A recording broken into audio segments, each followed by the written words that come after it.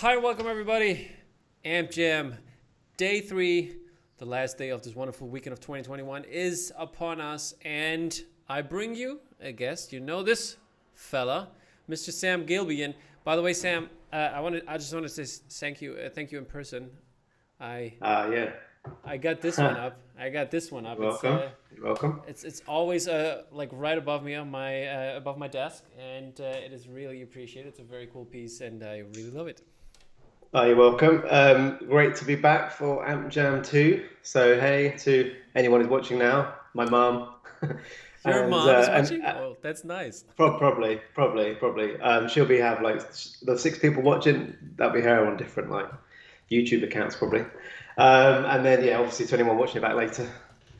Yeah. Let's do this. So yeah, got a couple of cool people already in the chat. I see Charm Murugaya is in there. Hey Sham. I see Flory. I don't know Hey who Flory. I don't know who Caffeine and Collectibles is, but he is from Canada, and it's 5 a.m. right there, right now there, That and so it's that really. extra points. Yeah, fair play to anyone. Yeah, welcome Flora as well. I know it's early for you too, so wow. For Flory, it's late. So like I don't know what's like Oh wait, seven it's hours, late. 7 or 8 hours Of ahead. course it's late. Yeah, It's yeah. Of like course, yeah. it's like perfect time. It's perfect It's time. probably making a cocktail. He probably is. I mean, he's making them in the morning. So This is the only thing about doing the early one. I've got caffeine now. yeah. What are you having? Honest, What's your? honest. Well, this is if you'd like to meet R2 Tea Brew. Mm-hmm. Yeah. Yeah. Yeah. Gets me just a nice cup of tea. Well, what Although I've what had a cup. what kind of tea?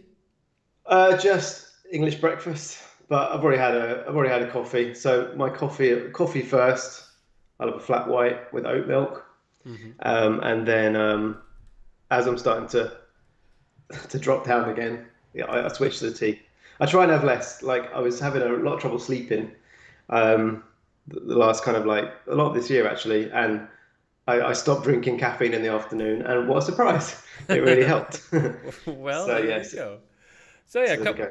couple more people joined us here as well. We've got Daniel Noakes, we got Paul May, and we have Neil Davis, Mr. Neil Davis here. So yeah, Mr. Neil. Well, some fine thanks for folks, joining. some fine Yeah, folks, and yeah, absolutely.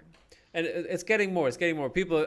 When you join us, it's really appreciated. Hitting the like button. I can see the quota is half right now, so that's a good quota, and I think it's going up. So hit those like buttons. We really A lot of need them. people. It's really very much enjoyed on our side as well doing that, so we Yeah. can give you some more joy. Yeah, we're here to talk composition, obviously, but we can start off with some other work that you have been doing this year so far, and there Yeah. is very there's a lot basically. I mean, you are very active doing a lot of Blu-rays and collectors limited steelbook edition and things like that. And also Yeah. doing Waxworks. I almost said, but is it with Waxworks or is it vinyl in Yeah, it is. general? Yeah. Well, yeah. Actually, yeah. Working with Waxworks, which has been like an unexpected. Like doing soundtrack stuff was always like, oh yeah, that'd be nice to do, but I hadn't Mm-hmm. really, pursued it as such. Like, never reached out to anybody.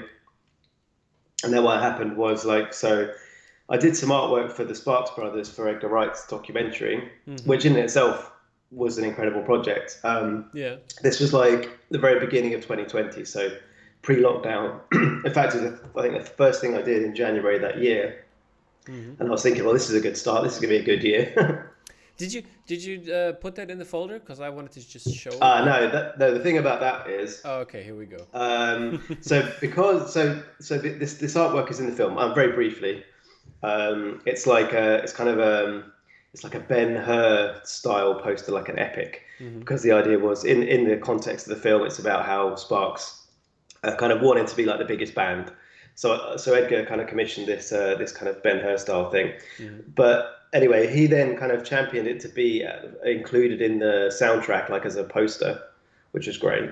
Mm-hmm. That's really cool. Like that was totally unexpected. It only happened like the day before the soundtrack was announced. And anyway, but as a result of that, I've not been able to actually show the full kind of poster on social media and stuff because until the soundtracks, like you've been able to pre-order it, Mm-hmm. but until it's physically released, basically, Universal own it, and I think I need to wait a while before I can share it. So that's kind of a weird. So there's a thumbnail out there, but it's yeah, so an amazing thing to do, but it's odd when something's out and you've not been able to kind of share it. But anyway, but then Waxwork Records kind of they saw that and they really liked it, and they reached out to me like pretty much the next day, I think it was, because they were working on Fear Street Yeah. with Netflix, Have and you seen Fear Street? I have, and it was one of those cool projects where I was actually able to that Netflix were able to like give us the screeners like within. It's pretty cool. So I mean, this never happened to me, but within Netflix, I was able to kind of see them early. Yeah, So that was great. there's an extra like profile, right? They give you an extra like Yeah, account, and then you log in, and then that was pretty cool. But I say cool. It was also like it was an extreme pressure situation. There really wasn't long to do it. So it was one of those things like, oh, this is a very exciting project, but what you need it now. So it was very fast. So a lot of but the goal was the reason why they'd reached out to me was there's these amazing book covers from the original novels. And now I'm going to forget the artist's name, aren't I? Bill Schmidt, I think. okay. If you look up on I'm not social sure. media Yeah. posts, I mentioned him. Anyway, he's an incredible painter. Also working from photo reference, and they're very kind of staged covers with great lighting, where he always makes the most of like a lamp, or there's often a girl either running or looking worried. So the idea was to kind of do a homage to that.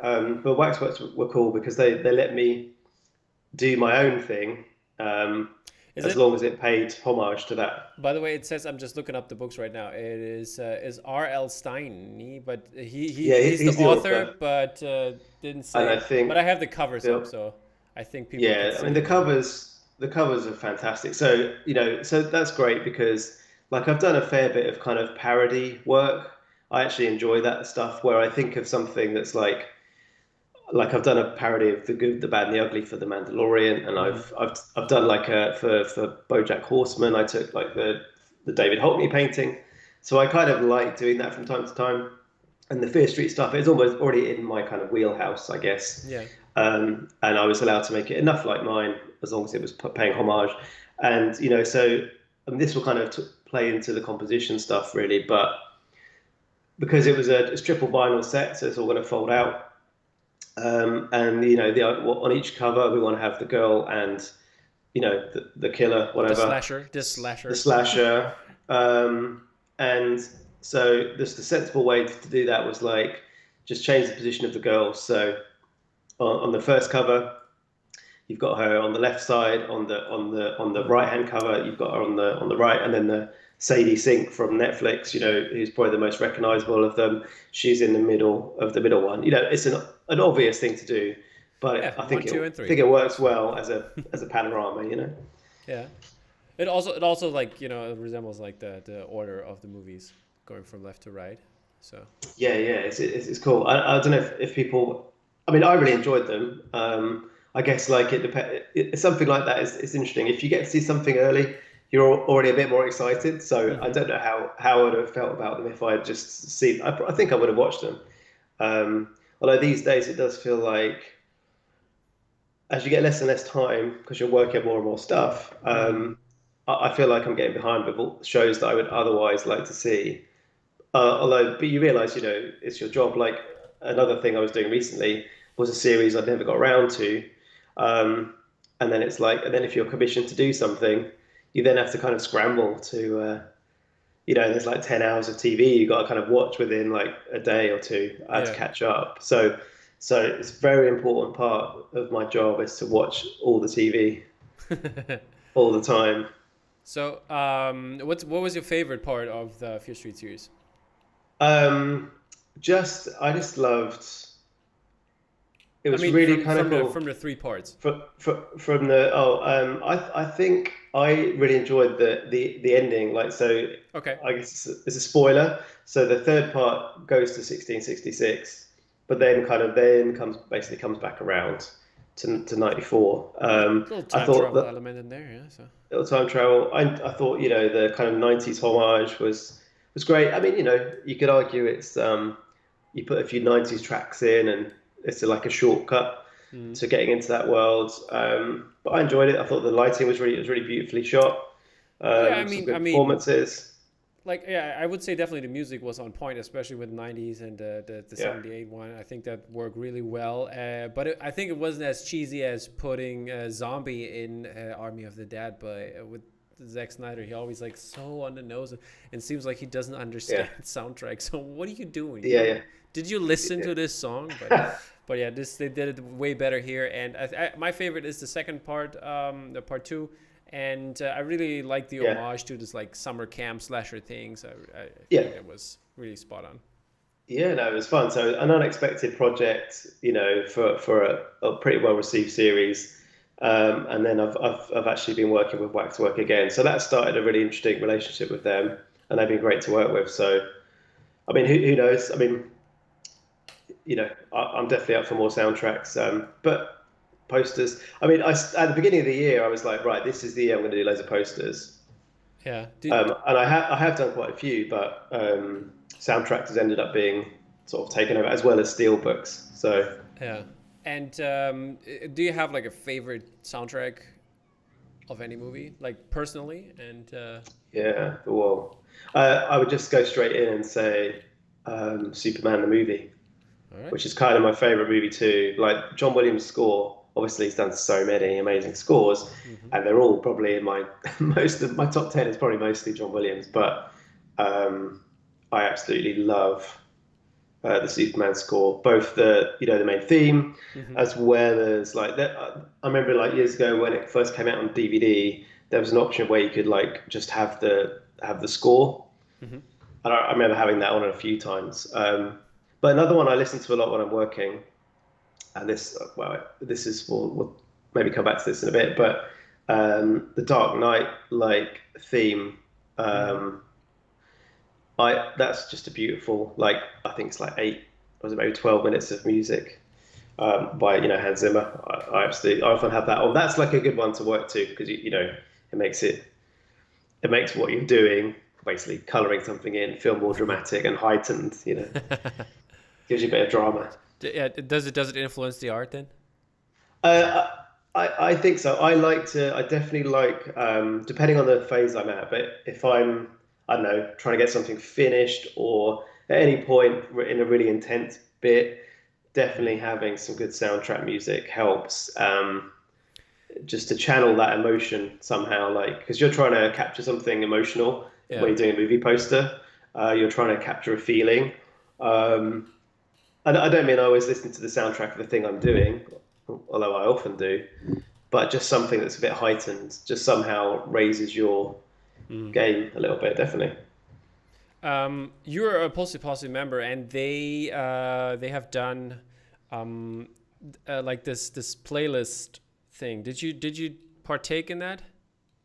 I would have loved to, but unfortunately, I did not have time. Uh, But yeah, that was really cool little way to go, and music is really important to me, so it's always been a big thing. Like if I hadn't have done, so actually I did it. My degree was in visual arts and music, mm-hmm. Keele University, very long time ago now. But if I hadn't gone this way into art, I probably would have gone into music in some capacity. So Mm-hmm. so yeah, so doing soundtracks has been this nice, kind of full circle thing. Okay, I see, I see. And do you do gig posters? Because I'm just checking, like the stuff you send is. I don't remember that you did gig posters. Did you? I'm working on one actually next week. I'm starting a new one, which Okay, I can't say what that is, but fair enough. I got to work with I did an official David Bowie poster at the Oh, start of the year, which was a real kind of dream project. That just kind of that was working with the Echo collections? Print Gallery. Echo. No, Okay. not with collections, with Echo, yeah. Um, in fact, that was their kind of first release, so that was a bit scary. Mm-hmm. But yeah, it was great, like to basically work with the Bowie estate. Um, the interesting thing about that one was you weren't allowed to, you couldn't take a photo reference, Yeah. like because it they basically because then you would need additional permission from the photographer. Which makes Oh, sense, okay. Yeah, yeah. right? So the rule with that was actually you had to make it from other things. So you could use video footage for reference, Mm. but that was a great project to work on, but it was quite challenging because I would have to take Bowie from say one video performance, one live performance, Mm. and obviously not necessarily great quality. Trying to find the best quality stuff I could, and then you'd be looking at photography of costumes from other eras Hmm. because I decided, oh, it'd be great to capture several different eras rather than trying to do just Ziggy or whatever Aladdin's saying. So I set myself quite a challenge there. But yeah, so it's a bit of a yeah, you're basically taking a pose from one thing, painting the costume from another, and not an ideal way to work with reference, but it was quite a fun way to go. Or I Okay. was certainly glad when I did it. Okay, fair enough, fair enough. Um, how about I want to come back to the playlist real quick. What would be on your playlist? Okay, I mean, I listen to all sorts of stuff. I love working to like back in the day, drum and bass was Drum and bass, my jam. okay. Yeah. So I still find that now is really great if you really want to get focused, go into that. But I like a lot of folk stuff as well. So I'll often have a bit of, if I'm more relaxed, might have Joni Mitchell on, or Joni Mitchell never Beach lies. Boys. Sometimes a bit of Jackson Brown. So I mean, all sorts of stuff really. I like a lot of hip hop. So I basically what I do is I've just got a massive Spotify favorite. So whenever I hear Mm. a track that I like from any genre, I just drag it in. So I spend a few days in the week kind of building that up, Mm. and then when I can't decide what I want to, I just hit that playlist on shuffle. But it's like got like days worth of music in there Yeah, now. yeah, yeah, me too. So I it's got something yeah. similar. And what track is on heavy rotation right now? People, let us know in the comments as well. What's your track on heavy rotation right now? I'm gonna hold on. Yeah, I mean, I'm gonna actually check. yeah, I mean, at the end, can you check that now on uh, Spotify or only at the end of the year? Because well, this, if I look at if I'll look at my faves and then I'll remember because there's so many. Not that I'm trying to choose one that's not too embarrassing. it's all good. I've been listening lately. Had a lot of Christine and the Queens on. I really like that. I really like them. They're fantastic. Good to work to. So I'm all over the place really. Um, Okay, okay. I think mine right now is Otis Jr. and it's called like the song I have on rotation is called "The One." That's what I'm listening to right now. So people, if you okay, want to check out Otis Jr., check out that. it's some good stuff. I think you might like it, Sam. I think. Yeah. Oh, well, the other thing I listen to a lot. I listen to a lot of synthwave.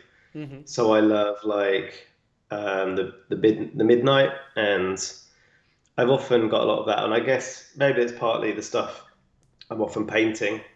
It's from often from the 80s. Hmm. And when I definitely have the synth wave on. Hmm. There's some great stuff in that genre, like it's that nice mix. In a way, it's what I'm trying to do in my artwork. I think it's like sort of paying homage to Hmm. stuff that's come before, but hopefully also being like feeling contemporary as well. Hmm. So I do love a lot of that. So we have a couple of things here. It's Little Sims, introvert, or anything Yeah, but Little Sims is George Gray, aka a Rolls right. Design, saying that. We have Désolé by Gorillaz from Gareth, aka Gary, for the people that know him by that name. Oh, Gary, Far yeah. Away by Wolf Mother, says Benbow, Yeah. Clinically Geekly. Wolf, awesome. Blue Danube is always a go to by Caffeine and Collectibles. Then we have That's Life by Still Woozy.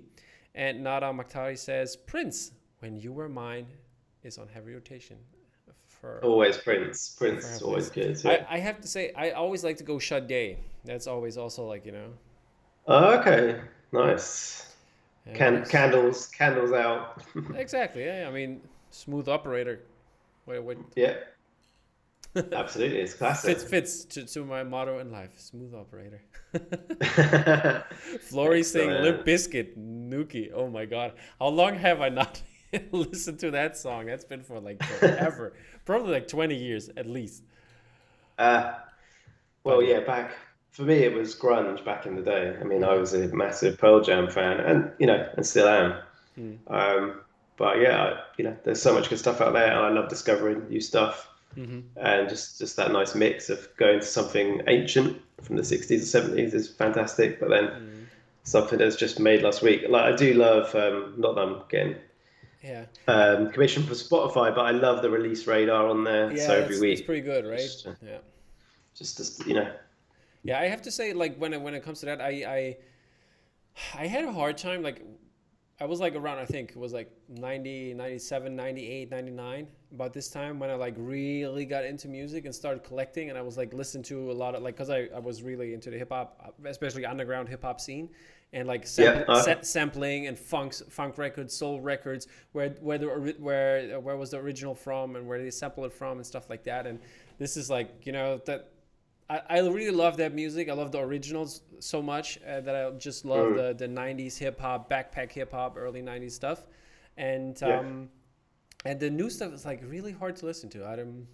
I'm not there anymore, but yeah, okay. Yeah, I go straight back to yeah, like Far Side and um, Gangstar and stuff, and also I really love Ugly Duckling as well, which I, is I guess oh they're yeah. 2000s. Yeah, Yeah, I mean, they're fun. I'm friends with Rodney Pleasant Jr. and I interviewed Ugly Duckling. No way, Yeah, so yeah, no it way. was Like and Andy Cooper's still doing amazing stuff yeah. with like the allergies and stuff. Like, he's an incredible rapper. Also talked to Guru because even Oh, like did you? yeah, we were actually also good friends because I met him in New York and we talked and we Wow. hung out for a bunch of time, and he came to Berlin a couple times and hanging out here, just actually just like just being friends, not just doing an interview or anything, because I did because we Yeah. did it when we were in New York. But when he came back, I like he called and stuff like that, so that was like Mm, really surprising that he was so down to earth since he's such a yeah. prominent figure. So that was like really interesting Absolutely. to see.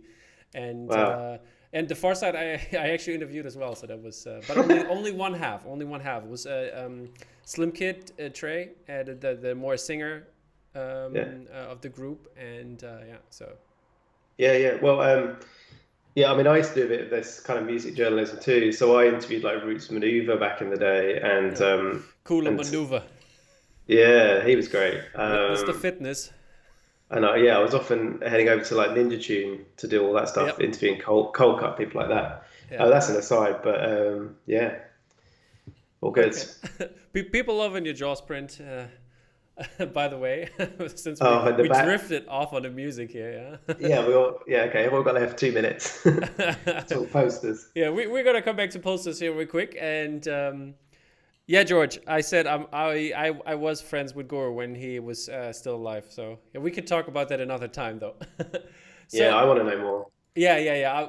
I think I guess I have to do a podcast on it. Just invite people who just want to talk music, and I can tell a couple stories. Yeah.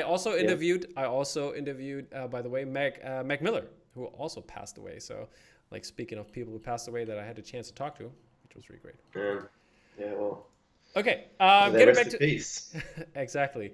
Getting back to posters and compositions, because that's the motto, as I mentioned earlier today. And why would you say is composition so important, and what does make up a good composition? I think it's so important because back in the day, like a painting in a gallery, a composition is important then because you're walking around the gallery. So, like a good composition holds your gaze, within the painting Hmm. and doesn't lead you out. So the same applies to us scrolling through our phones now, and it's arguably more important because obviously we're all just on that scroll. Hmm. So anything you can do that keeps someone on your square for like a split second longer, is worth doing, or it's worth understanding a little bit how it works. Although, like we've said, I don't probably when you become an artist, it's not really something. You're not necessarily thinking about it. You just know when it is right, or when you know when you've got something that works. But there are things that you can do to kind of to make sure that you have a good composition. There are not so much rules, but Yeah. certain things to be aware of, definitely. So yeah, I don't know if you want to bring up what should we look at to We talk can about we can this. talk about all of them if you want if we want to. Well, let's just bring something up and then let's see. All right, then let's talk about Beginner's Luck right away. This is the original poster of Beginner's Luck here for the people to see. And yeah, amazing piece. Love the colors on this one. And where was this one released? So this was like an independent Canadian film. So this was like, a very indie film, but it's nice to work on stuff like this. When the opportunity arises, so that they kind of commissioned it. They had some sort of pretty good photography for me. So I do like this one compositionally. I thought it was worth talking about. So I was just going to say that, like, I think, You think? Oh, what happened to Sam? Sam is cut off here for a second, I guess. So I'll be taken over here for a second until Sam is back and the connection is a little bit better. Sam, are you back? Are you with me? He moved a little bit. basically, the ball comes back. There you are. Oh, You're am you're, I you're back now. I don't okay? know. I don't know if you got that. So I was saying that I like to play a game called compositional snooker. I Mm-hmm. don't know if anyone else plays that, but it's like the idea of, like, if you're hitting the cushion in snooker, then the angle of the ball's going to Yeah. come back, right? And I think this is totally unscientific, I but I think basically this is what happens with a composition. Okay. I pulled up your artwork just so people can see it. You And got the beginner's I luck. I think that yeah exactly. And the where you have the angles in there and like You've got that one up. your snooker table basically. Yeah, exactly. So basically, our eyes are going to follow any line in a composition, and that's going to lead you around. So, like I say, it's not like I'm not doing this when I make a composition as such, but Hmm. you're thinking about how is everything framed, how are the angles leading you to one particular point and back again. Hmm. Um, so it's an interesting thing to kind of I like, what it's quite fun. It was quite interesting making these. Like, go back to your old work and see how you've done it without actually doing this the first time. Hmm. Um, but yeah, so in theory, like any time you're hitting the edge of the canvas, you want to bounce back in. Hmm. This is why I think, we talked a lot this weekend about, Dutch angles. Like Matt Ferguson obviously uses them a lot, but I think the reason it works is because if you have a flat horizon, then Hmm. your eyes following that flat horizon either kind of just back across Yeah. where you were, or it's going out. Whereas as soon as you tilt it, once you hit the edge of the picture, you're going to come out. You're coming back into it. Yeah. It's all physics. It's all, yeah. It is all physics. So Um. so I like to, yeah, So explore that, how those angles work. did you do, for example, for beginner's luck now? You have done the angles before, or did you do like did you look back now and Yeah, check? just looking back now, like I'm not actually doing this Okay. Okay. like You're as not. a kind of, it's not as a method. It's more like, I think when you look at your work after the fact, So it's you intuitive. know, it's intuitive, but Mhm. yeah, it's interesting to kind of say, oh, actually, the reason that works is this. Like, things like in this one, like the forearm on the car seat is coming through her collarbone Mm-hmm. and then down to her watch, and then that's where her arm leaves the frame, and you're coming back down her forearm Mm-hmm. to where, and then that's going back across from her Yeah. elbow, all that kind of thing. We're just Okay. naturally going to follow that. Yeah. And looking at the next one would be your ET. We want to take a look at here, and this ET Yeah, one also amazing artwork. Love the colors. Also in thank this you. one, they pop a lot. And looking at the composition, this is more of a diamond shape. Look like the Vulcan logo almost. Yeah, yeah, And but yeah, yeah, yeah. Well, this is very much just, it's very simple. Obviously, it's all about that beam in the middle.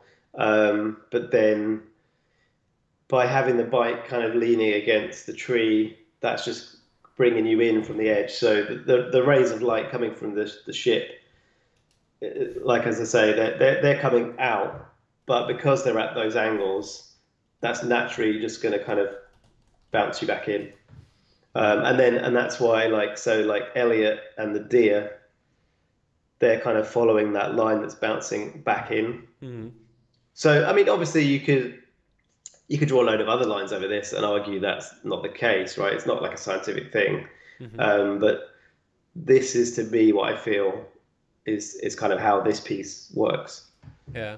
And I mean, we got this beautiful comment from Flory saying if someone actually does that as part of their process, they should be arrested. Yeah, yeah, totally, absolutely. Yeah, don't never do this beforehand. It's not safe You know, because it's intuitive. Yeah, yeah, because like I feel sometimes like to have control about something and being like have like the know what I'm doing basically. Since I'm not an artist, I'm not trained to do it intuitively. I would actually do it because I would feel better and safer having this idea. You know what I mean? yeah, And exactly. I think that would help me, and I guess robots would work this way. So we're Yeah. gonna leave it at that Art, though. art robots. Yeah, this is for all the AI to take over and just do all the paintings for us, Exactly, exactly. basically.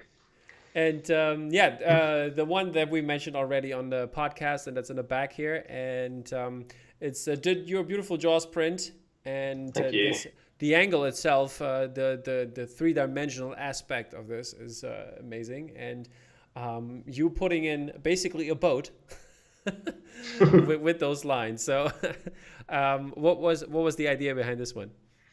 Yeah, well, I mean, I talked about this one before, so let's just be quick. But basically, I just so in the obviously in the movie, it's a brief insert shot, and the boat's actually more horizontal, slightly at an angle, and it's a pan across as Hmm. Quint looks from one side to the other, right?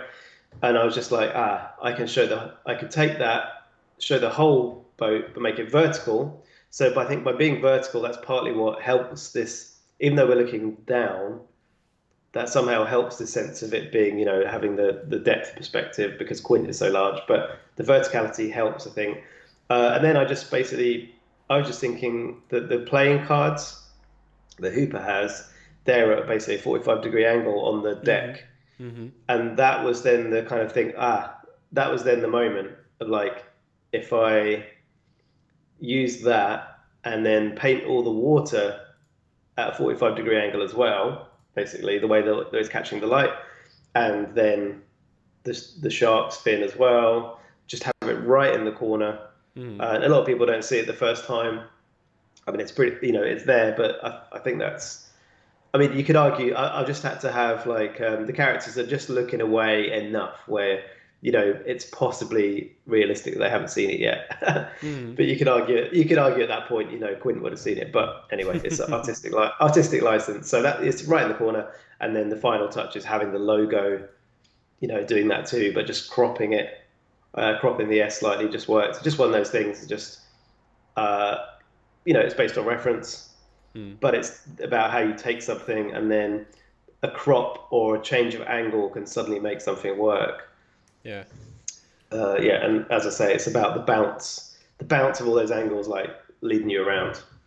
Alrighty. I guess I would say this is your most uh, thought after print, and people have an ISOs in the chat right now. So if somebody wants to Cool. wants to Yeah, part this is the ways one. with I mean, it, go ahead. this was an interesting one. Like, this has ended up, yeah, probably, I don't know, of all the posts I've done, I guess the people that have seen the most. And it started out because I always thought of myself as doing portraits. I Hmm. love to do portraits. I do them when I can.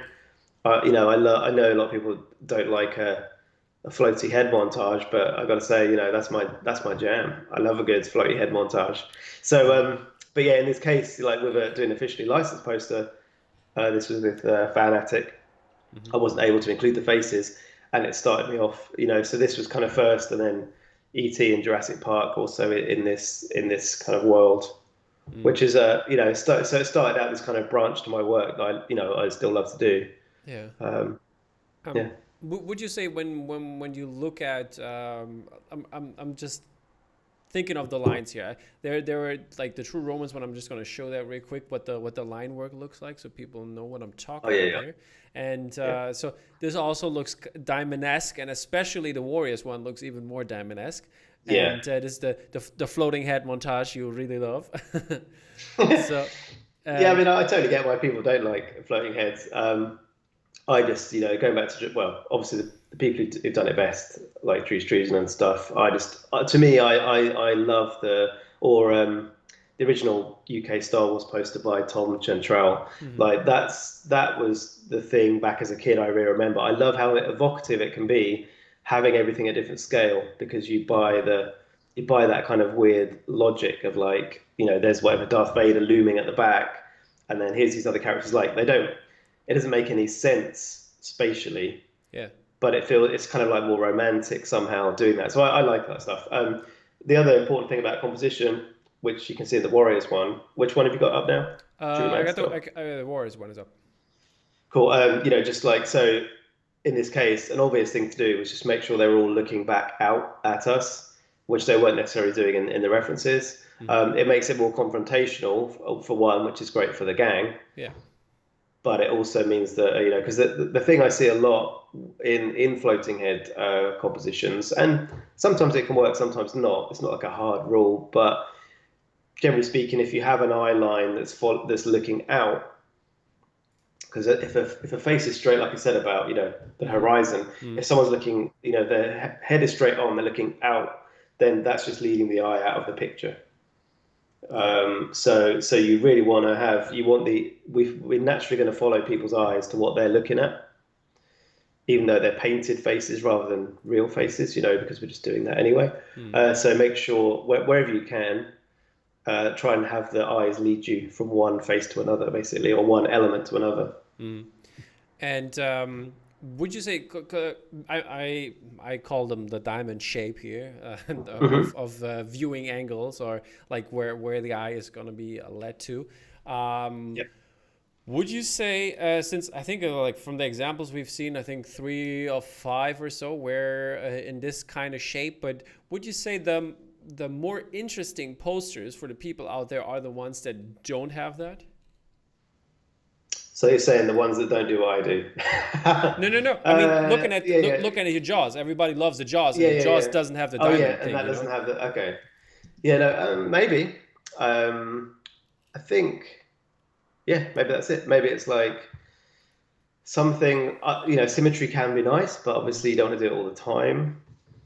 I think as you make a body of work, you just got to explore different things. Hmm. And sometimes you'll get, something perfect that really is different but works for that property.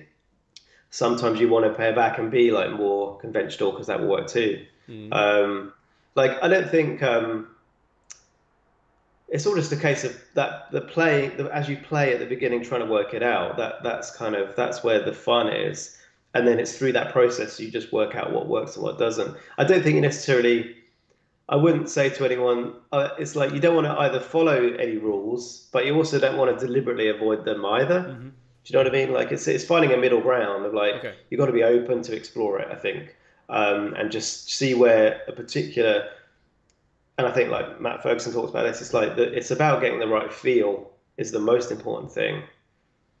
And the composition underlies that. But if you haven't got the right mood, Mm. then it won't matter if you've got a great composition, Right. if everything else is wrong. So, it's just one aspect, of course, like of everything. Mm. Okay. Luke wants to know. He really loves your intergalactic poster. I'm just gonna pull it Oh, up thank you. quick for the people to see. And yeah, this one he really likes, and he would love to have some more analysis on it in the future, which we might have time. Maybe at the end we can talk about this one and Yeah, come I mean, back. But before we come to that, I would love to get into some sneak peeks you brought. oh yeah, okay, sure, yes. So, yeah, it's been a funny year. Like I said, I'm very grateful. I've been really busy. I started out with the intention of making lots of posters. I think I have made quite a few, but there's quite a few that either in for approvals or. Mm. And I was thinking yesterday, I've basically got as we go into autumn, I've got like at least 10 like lined up to do. So Hmm. I kind of can't wait to kind of get into that. And I've got 3 or 4 either approved or completed, and we're waiting for a release date. But there's a couple that I can show. So let's have a look. Yeah, you let me know which one you want to talk about first. Okay, well, let's go. There's one I've already mentioned before, so I've said it's been approved. I think I showed a bit on Instagram. So we'll go into Ghostbusters. Du-du-du-du-du-du-du. There it is, people. They're all together now. Yeah, so here's a little sneak peek. So this is going to be with Zavi. Hmm. This is probably like, I don't know, a fifth of the piece or something like that. But I just cropped it so you should see all the team, and you can see what it's from. It's from the finale, from the battle with Stay Puft. Hmm. But yeah, this was a very exciting project to work on. Like Ghostbusters was, my kind of one of my first cinema memories. I went as a kid when it's first out, which shows how old I am. But you know, I loved it and also couldn't sleep for weeks. I had really bad like nightmares. So, but it's a movie I'm very fond of, and like obviously having re-seen it several times over the years, it's just one of those magic movies. Although arguably doesn't work as well now for a few reasons. Like the bad guys are kind of like the Environmental Protection Agency, which seems very weird now, Mm. kind of story wise, and as well as like Venkman's entire character. It's not very, yeah, pre Me Too by about 500 years. Yeah. Anyway, but I still from it's still amazing. It's still so funny.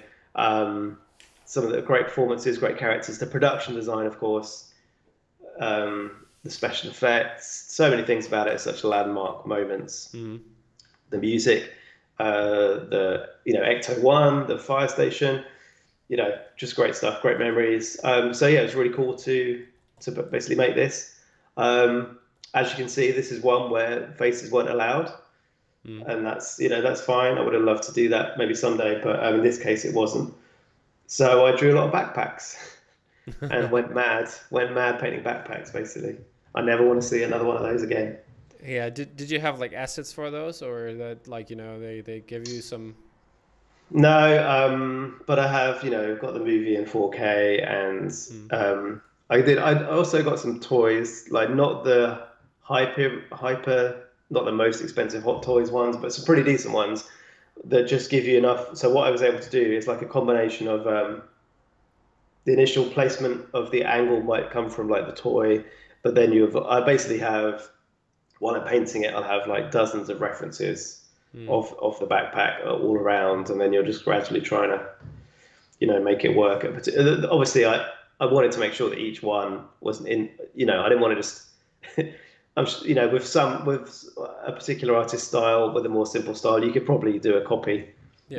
and you do some. But in this case, I had to paint them all 4 times, like different angles. So Mm. it was, but that's something like that. Once you get in the flow, is great fun.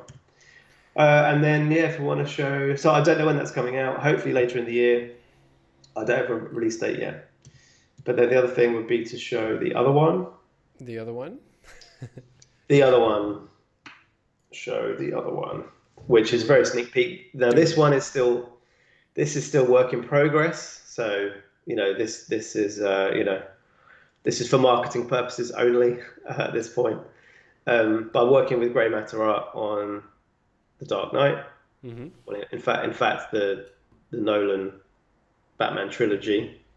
So I'm working on a triptych, which is a lot of fun, a lot of work still to do.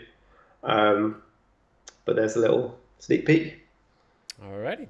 Then we're gonna leave it at that, and I'm gonna have some couple fire round questions here. And first one is Murgar is saying big fan of the Far From Home Steelbook. What were the studio pressures revisions on that job, if any? Ah, Far From Home, yeah. So that was a total dream project. Working on the Spider-Man. Spider-Man was my favorite superhero growing up, still is now. So to get to that was a total dream. That was with Poster Posse, like working with both Sony and Marvel. Mm-hmm.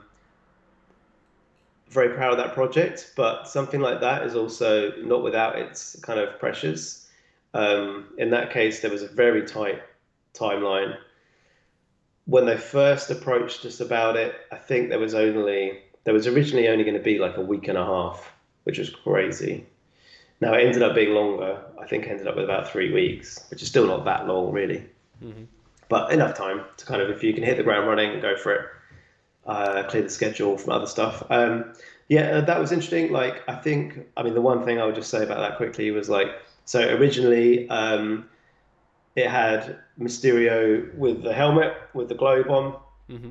So because of that, he was able to be smaller in the background. Like, so I've got Spider-Man swinging, in in the sort of mid-ground, and Mysterio was like behind him, this sort of similar scale. Then they asked me if I could paint Jake Gyllenhaal instead, which obviously happy to from a portrait point of view. But then that meant that and luckily, whenever I paint anything like this, obviously a steelbook is not massive. I'm painting everything like much bigger, like more like a Hmm. poster anyway. I mean, you never know if it's going to be for something else or whatever, but just it makes sense. So the point being that when it went back to them, it was like, well, because you've now got Jake, his people won't allow him to be smaller relatively on the composition Oh, than okay. than Tom. So Yeah. stuff like that. I mean, it makes sense and it's understandable. And luckily, I felt like it still worked making those changes. But I think anything like that, dream project, but also anything that you see where someone's working on a project like that, you're getting input from lots of people. So Hmm. you've got to have this balancing act of like you've got to be really determined to like argue your case on certain things if you feel it's really important, but also be flexible where you can, so that the end is something you can say, hopefully say that you're still proud of, Hmm. but it's also not the same thing that you would have just have made, you know. Yeah. In that case, I got to see a few additional assets, but really, you're only going from the trailers. So, and with the Steelbook, they seem to reveal it like the day that the movie comes out of the theaters, which, Hmm. because it's like 3 months' time you can have this. Yeah. The movie's out in cinemas now, you can own it. That's great on one hand, but from the artist's point of view, it's not great because you've not seen the film in most cases. So you're going from trailers. If you're lucky, you might have a few additional photos, behind the scenes things. Hmm. So you sort of get spoilers for yourself because you've not seen the movie, but you might see another costume or whatever it might be. Um, so anyway, I do it again if they No ask. But questions it asked. was Yeah. great. It was great. It was great fun, but it was very, very intense, and that's just often the way. You get to do something like that. It's a total dream. All right. Um, Yeah. One more question here is what posters do you want to be commissioned with? I mean, I can honestly say that things I'm working on now are really things I've always wanted to do. So if I be careful what I say about what I'm doing. But like like for me, the Nolan Batman, like obviously now we have the MCU, but 2008, The Dark Knight was really the big movie, and I remember going to the IMAX day one, seeing that, and like so for me, it's really I'm really loving being able to do that. So that's kind of huge. But I just want to do more of the stuff. I want to do more Marvel stuff, and Yeah, Dune. yeah, June. I mean, obviously excited to see it. I'd love to do Blade Runner, both the original and I really enjoyed this, the 2049 as well. Mm-hmm. Um, but I'll be honest, like Star Wars is the big one for me. Mm-hmm. Mm-hmm. All right. All Star right. Fair Wars enough. is Fair enough. really the dream. So yeah, you heard of people. You know how to reach this man if you want to commission him. And last question: is Shaun of the Dead going to happen or not?